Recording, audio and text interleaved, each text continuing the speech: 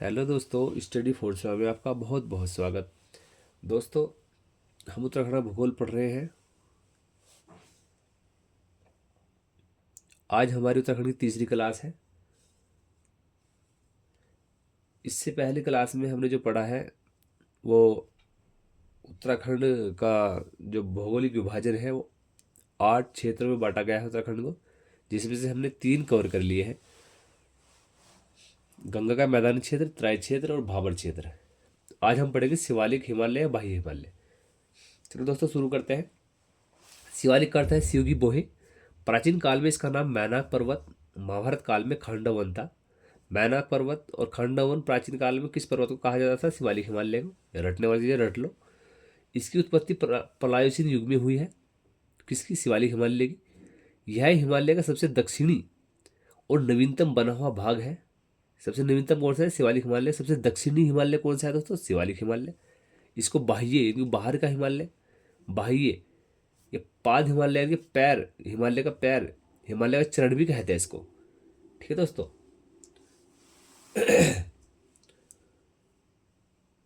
दोबारा से पढ़ो। यह हिमालय का सबसे दक्षिणी और नवीनतम बना हुआ भाग है। इसको बाह्य हिमालय, पाद हिमालय या हिमालय चरण भी कहते हैं।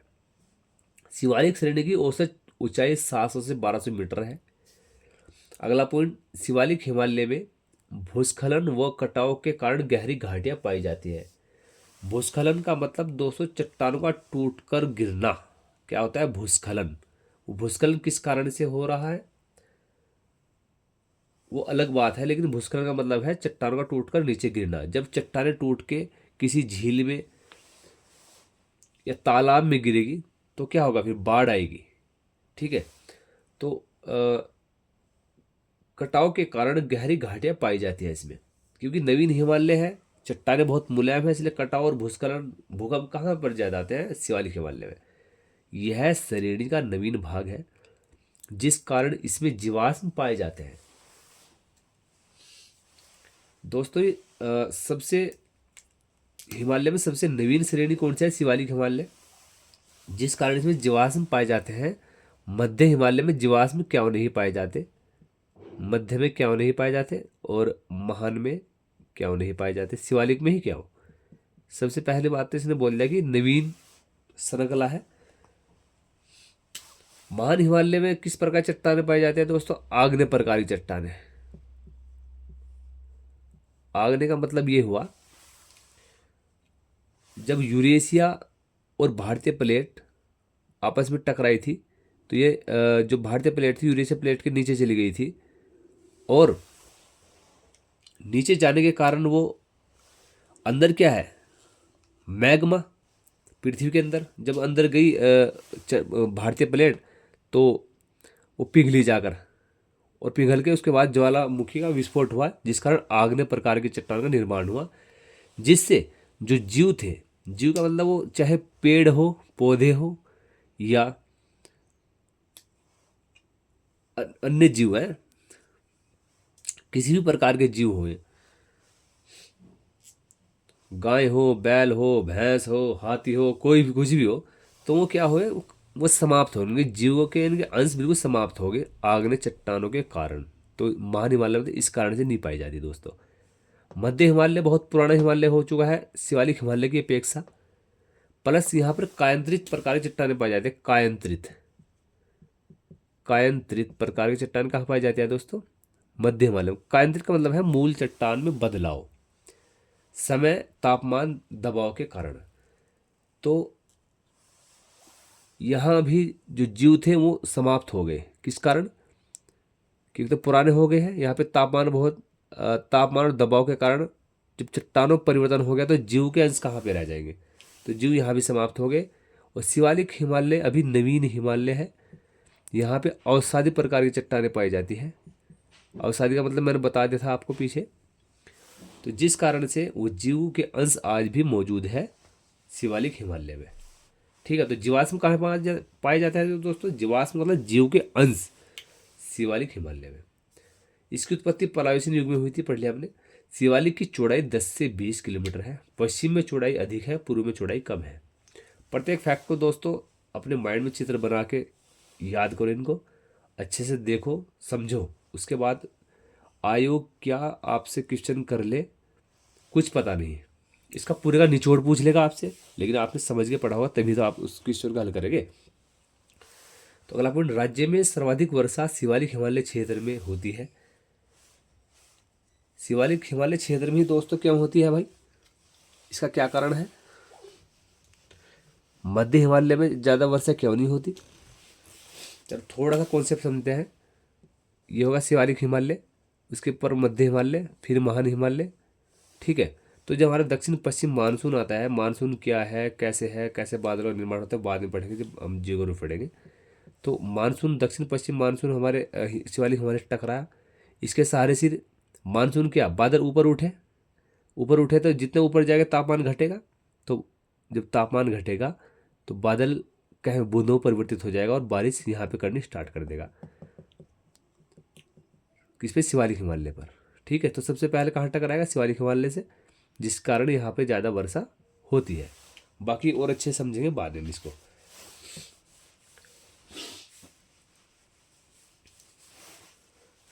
शिवालिक हिमालय में सर्वाधिक खनन किया जाता है, शिवालिक हिमालय में सर्वाधिक खनन किया जाता है, जिस कारण इसे हिमालय का आर्थिक हृदय स्थल भी कहते हैं।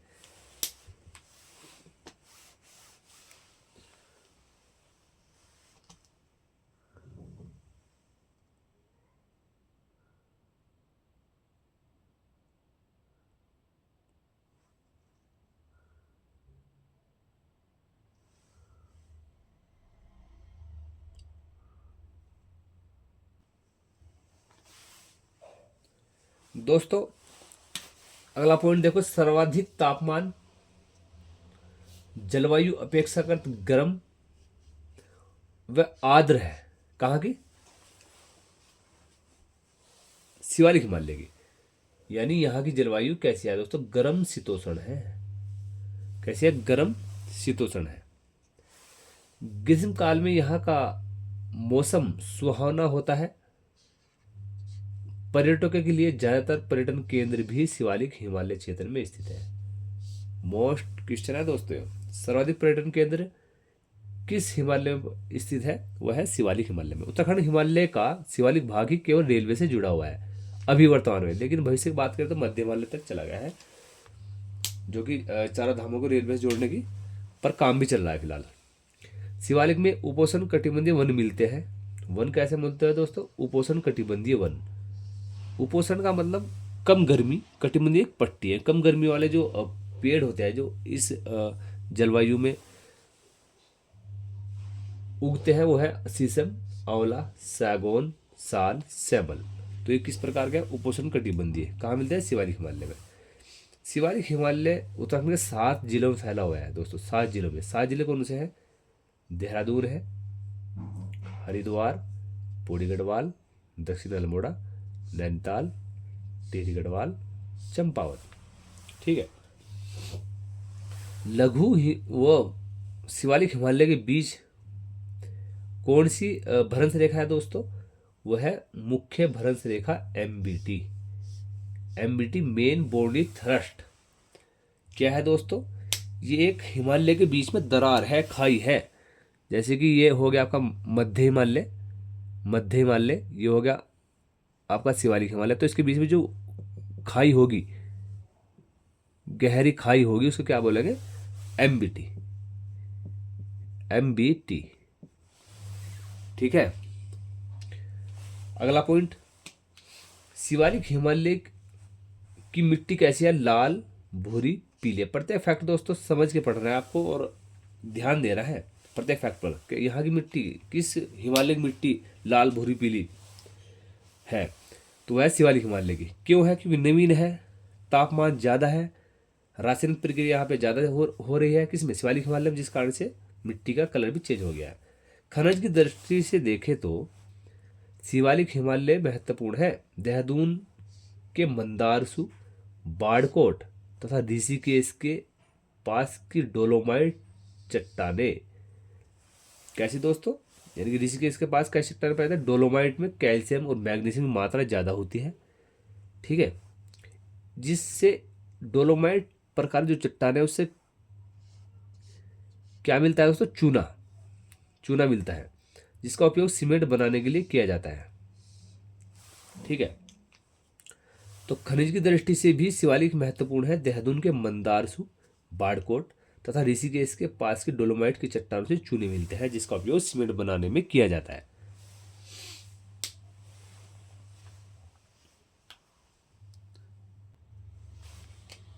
अगली हेडिंग डालो दोस्तों, दून तथा द्वार क्षेत्र। क्या क्या पढ़ लिया हमने? गंगा का मैदान क्षेत्र पढ़ लिया, तराई क्षेत्र पढ़ लिया, और भावर क्षेत्र पढ़ लिया, उसके बाद शिवालिक पढ़ लिया। अब दून तथा द्वार क्षेत्र पढ़ लेते हैं। ठीक है दोस्तों, दून तथा द्वार क्षेत्र क्या है? यह एक संकीर्ण, लंबी और समतल घाटी है जो पर्वत श्रेणियों के बीच पाई जाती है। ठीक है, मैंने बताया जब हिमालय का निर्माण हो रहा था तो कुछ क्षेत्र ऐसे थे जो धसे के धसे रह गए। ठीक है, जिनको क्या बोलते हैं? दून तथा द्वार क्षेत्र या घाटी बोलते हैं उनको। तो शुरू करते हैं दोस्तों। क्या दून तथा द्वार क्षेत्र? दून तथा द्वार क्षेत्र पड़ेगा आज। शिवालिक व मध्य हिमालय के बीच पाई जाने वाली 24 से 32 किलोमीटर चौड़ी व 350 से 750 मीटर ऊंची चौरस व क्षैतिज घाटी। क्षैतिज चौरस का मतलब जो हिमालय के समानांतर जो घाटी है, चौरस व क्षैतिज घाटियों पट्टियों के क्षेत्र को पश्चिम व मध्य भाग में दून दून कहता है, और पूर्वी भाग में क्या कहता है दोस्तों? उनको द्वार कहते हैं। पूर्वी भाग में द्वार, जैसे हरिद्वार, कोटद्वार आदि। इन दोनों में जो सबसे महत्वपूर्ण है वो 24 से 32 किलोमीटर चौड़ा देहरादून सबसे प्रसिद्ध है। क्या है दोस्तों? सबसे प्रसिद्ध है, जो कि एक संरचनात्मक घाटी है। कैसे है दोस्तों? संरचनात्मक घाटी है। इनके इस घाटी का निर्माण किसी नदी के द्वारा नहीं हुआ है। इस घाटी का निर्माण जब हिमालय निर्माण हो रहा था उस समय हिमालय के समानांतर जो घाटी आंतरिक हलचल के कारण जिस घाटी का निर्माण हुआ हो उसको बोलते हैं संरचनात्मक घाटी। इस क्षेत्र की भूमि कांप निक्षेपों से ढकी हुई है तथा समतल धरातल युक्त नमन घाटी है। समतल नमन घाटी है, समतल धरातल युक्त नमन घाटी है। मानव जीवन के लिए अनुकूल परिस्थिति होने के कारण यहाँ जनघनत्व सर्वाधिक पाया जाता है। दोस्तों, देहरादून का आपने मौसम देखा, बहुत ही सुहाना और अच्छा मौसम है। गर्मी में बहुत ज़्यादा गर्मी नहीं होती वहाँ पे, सर्दी में बहुत ज़्यादा सर्दी नहीं होती, जिस कारण वहाँ पे क्या जितनी वीआईपीज मिलेंगे आपको देहरादून में मिलेंगे। और जनसंख्या भी सर्वाधिक कहाँ है? देहरादून शहर के अंतर्गत मिलेगी। ठीक है, जमीन बहुत महंगी है जिस कारण वहाँ पर यहाँ पर गहन कृषि की जाती है। दोस्तों, गहन कृषि की जाती है जिसमें कम भूमि पर ज़्यादा फसल, यहाँ पर गहन कृषि भी की जाती है जिसमें कम भूमि पर ज़्यादा उत्पादन होता है। ठीक है, दून घाटी क्षेत्र में उपोष्ण प्रकार की जलवायु पाई जाती है। दून घाटी क्षेत्र में दोस्तों कैसे प्रकार की जलवायु पाई जाती है? उपोष्ण प्रकार की जलवायु। दून घाटी क्षेत्र में सर्वाधिक भूस्खलन की घटनाएं मध्य हिमालय से होती है। यानी दून घाटी क्षेत्र में सर्वाधिक जो भूस्खलन की जो घटनाएं होती है, यानी जो चट्टान टूट के गिरती है, किस हिमालय गिरती है? वो है मध्य हिमालय की। ठीक है, सर्वाधिक वर्षा देहरादून व नरेंद्रनगर टिहरी में होती है। रटने वाला पॉइंट है, रट लो दोस्तों। राज्य के कुछ भागों में समतल भूमि को सैंड कहा जाता है। क्या कहता है दोस्तों? सैंड कहा जाता है। राज्य के कुछ भागों में जो समतल भूमि है उसको क्या कहते हैं? सैंड कहते हैं।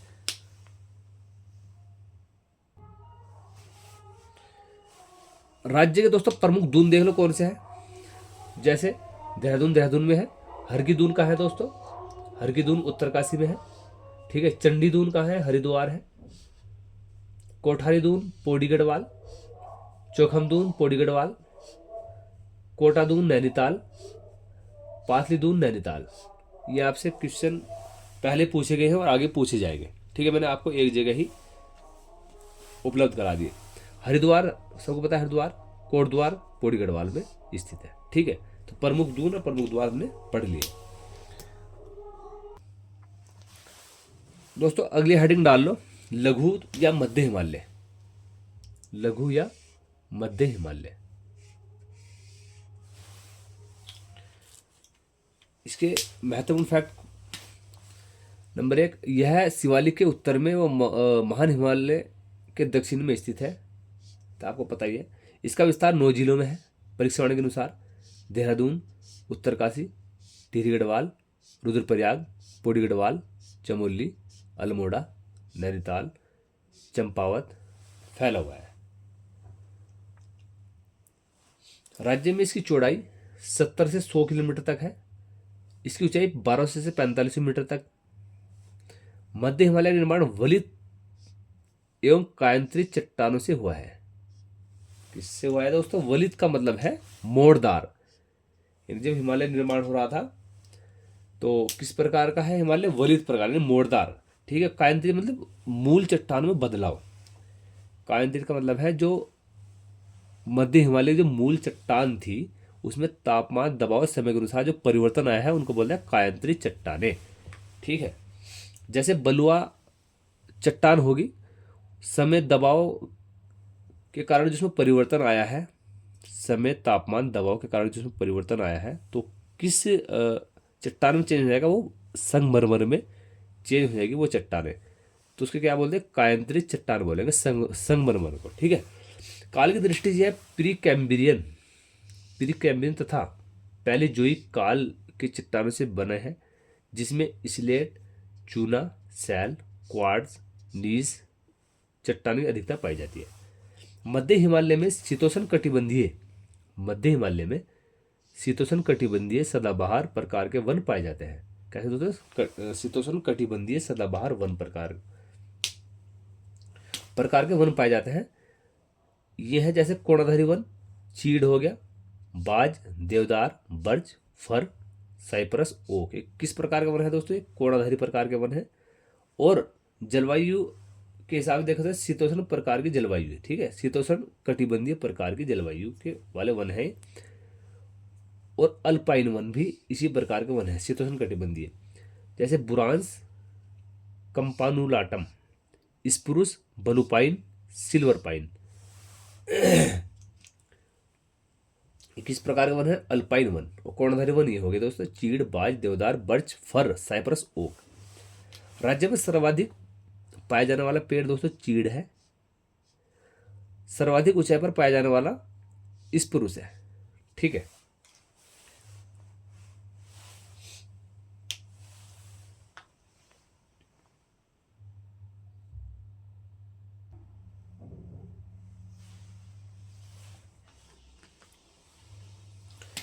इनकी लकड़ी मुलायम होती है, नमी की मात्रा अधिक होती है। ऐसे वनों को बोरियल वन भी कहते हैं दोस्तों। क्या कहते हैं? बोरियल वन, जिसमें नमी की मात्रा अधिक होती है और लकड़ी मुलायम होती है, इनको बोलते हैं बोरियल वन। ऐसे पेड़ों की नमी 2 रूप में बाहर आती है, एक तो गोंद के रूप में, तेल के रूप में। ठीक है। उदाहरण की बात देखें तो चीड़ से मिलने वाला लीसा पेंट, वार्निश, विरोजा आदि में उपयोग किया जाता है दोस्तों। लीसा क्या है में काम आता है? पेंट, वार्निश, विरोजा में काम आता है। किससे? लीसा किससे प्राप्त होता है? चीड़ से। मध्य हिमालय में ही संपूर्ण जैव विविधता पाई जाती है, इसलिए इसे हॉट स्पॉट कहते हैं। किसे? मध्य हिमालय को। सर्वाधिक जैव विविधता मतलब हुआ दोस्तों इनके इस क्षेत्र में अनेकों प्रकार के पेड़ पाए जाते हैं, अनेकों प्रकार के जीव जंतु पाए जाते हैं। किस हिमालय में? मध्य हिमालय में। इसी भाग में सीढ़ीदार खेती भी की जाती है। सीढ़ीदार खेती किस हिमालय में की जाती है? मध्य हिमालय में। मध्य हिमालय की घाटियों में धान, गेहूं, जवार, मक्का व सब्जियां भी उगाई जाती है। ठीक है। यहाँ की मुख्य फसल मंडुवा, कोदो है। मंडुवा क्या बोलते हैं? कोदो भी बोलते हैं। मध्य हिमालय में बागवानी फसलें उगाई जाती है। उत्तरकाशी में सेब, बागेश्वर में चाय के बागान। ठीक है। मध्य हिमालय में बड़ी मात्रा में खनिज संपदा मिलती है, जैसे तांबा कहाँ प्राप्त होता है? अल्मोड़ा और पौड़ी से। एस्बेस्टस पौड़ी गढ़वाल से प्राप्त होता है। गरेफाइट पौड़ी गढ़वाल, अल्मोड़ा से प्राप्त होते हैं। मध्य हिमालय में जीवाश्म का अभाव है। जीवाश्म सिर्फ कहाँ पाया जाता है? हिमालय की बात करें तो शिवालिक हिमालय में। मध्य हिमालय में पाया जाता है बहुत ही नाम मात्र, बहुत ही कम जीवाश्म पाया जाता है, बहुत ही कम, यानी कि आप अभाव ही मान सकते हैं। ठीक है। तो मध्य हिमालय में जीवाश्म का अभाव है।